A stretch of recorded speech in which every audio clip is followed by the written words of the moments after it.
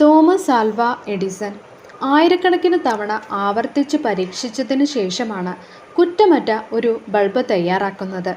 അതിൻ്റെ ആദ്യ പരീക്ഷണത്തിന് തൻ്റെ സുഹൃത്തുക്കളെ കൂടി പരീക്ഷണശാലയിലേക്ക് ക്ഷണിച്ചിരുന്നു. കത്തിച്ച് കാണിക്കുന്നതിനായി എഡിസൺ ആ ബൾബ് തൻ്റെ സുഹൃത്തിൻ്റെ കയ്യിൽ കൊടുത്തു. നിർഭാഗ്യവശാൽ സുഹൃത്തിൻ്റെ കയ്യിൽ നിന്നും ബൾബ് നിലത്ത് വീണുടഞ്ഞു പോയി. എഡിസൺ നിരാശനാകാതെ മറ്റൊരു ബൾബുണ്ടാക്കി പിറ്റേ ദിവസവും അതേ സുഹൃത്തിൻ്റെ കയ്യിൽ ബൾബ് പിടിക്കാൻ കൊടുത്തത് കണ്ട് മറ്റുള്ളവർ അത്ഭുതപ്പെട്ടു. ഇന്നലെ ബൾബ് ഉടച്ച ഇയാളുടെ കയ്യിൽ തന്നെയാണോ വീണ്ടും കൊടുക്കുന്നതെന്ന് അവർ ചോദിക്കുകയും ചെയ്തു. ഇത് കേട്ട എഡിസൺ പുഞ്ചിരിച്ചുകൊണ്ട് പറഞ്ഞു, ഇന്നലെ ഇയാളുടെ ഭാവം നിങ്ങൾ കണ്ടതല്ലേ? ബൾബിനൊപ്പം ഇയാളുടെ മനസ്സും ആത്മവിശ്വാസവും തകർന്നു പോയിട്ടുണ്ട്.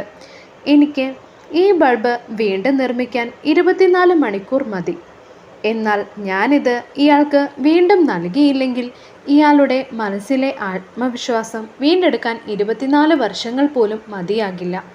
തളർത്താൻ എളുപ്പമാണ്, പക്ഷേ വളർത്താൻ പ്രയാസവും.